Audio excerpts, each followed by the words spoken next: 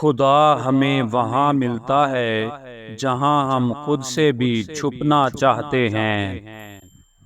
اتنی محبت بھی نہ کرو کہ آس پاس سے بے خبر ہو جاؤ۔ سب سے بڑی کمزوری تمہاری مایوسی ہے۔ جب تک انسان مشکلات اور مصائب میں گرفتار نہیں ہوتا تب تک اس کے جوہر نہیں کھلتے۔ موت کا تعلق جسم سے نہیں احساس سے ہوتا ہے۔ جہیز کا مطالبہ ایک شریفانہ ڈاکہ ہے۔ وہ عورت سب سے زیادہ کم تر ہے جو اپنے شوہر کی نافرمانی کرتی ہے اور اپنے شوہر کی باتوں کو ہلکا لیتی ہے۔ اس سے زیادہ کمتر اور کوئی نہیں ہو سکتا۔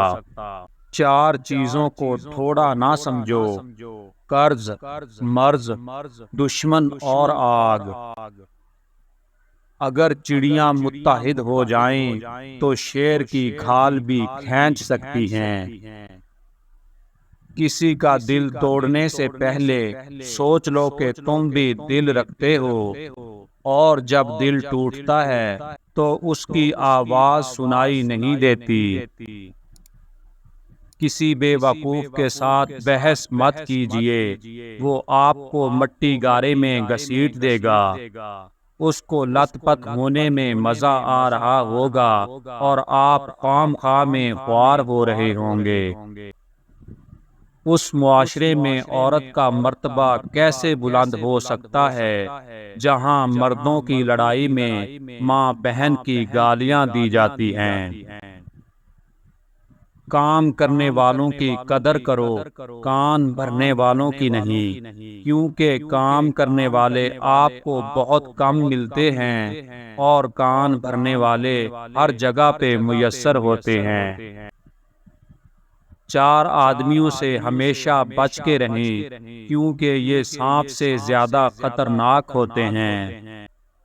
ایسا انسان جو آپ کا دوست ہو اور پیٹھ پیچھے آپ کے خلاف چالیں چلتا ہو، ایسا انسان دوست کی شکل میں سانپ کی مانند ہے اور یہ آپ کو کسی بھی وقت ڈس سکتا ہے۔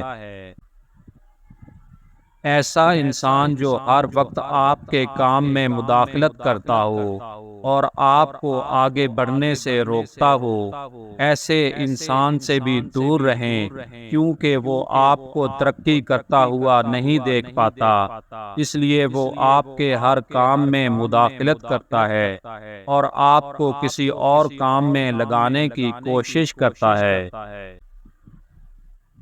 ایسا انسان جو آپ کو ہر وقت مطلب کے وقت یاد کرتا ہو، کیونکہ وہ آپ کو اپنے مطلب کے لیے، اپنے کام کے لیے یاد کرتا ہے، ایسے انسان سے دور رہیں۔ جب اس کا مطلب نکل چکا ہوتا ہے تو آپ کو بھول جاتا ہے۔ ہمیشہ لالچی انسان سے دور رہیں، چاہے آپ کا دوست ہو یا آپ کا رشتہ دار، کیونکہ لالچ بری بلا ہے۔ جب انسان لالچ میں پڑ سکتا ہے تو وہ رشتوں کی پہچان بھول جاتا ہے۔ وہ آپ کو نقصان پہنچانے کے لیے کسی بھی حد تک گر سکتا ہے، اس لیے لالچی انسان سے دور رہیں۔ پیارے دوستو، اگر ویڈیو اچھی لگی ہے تو چینل کو لائک اور سبسکرائب کرنا تو بنتا ہے نا۔ اللہ حافظ۔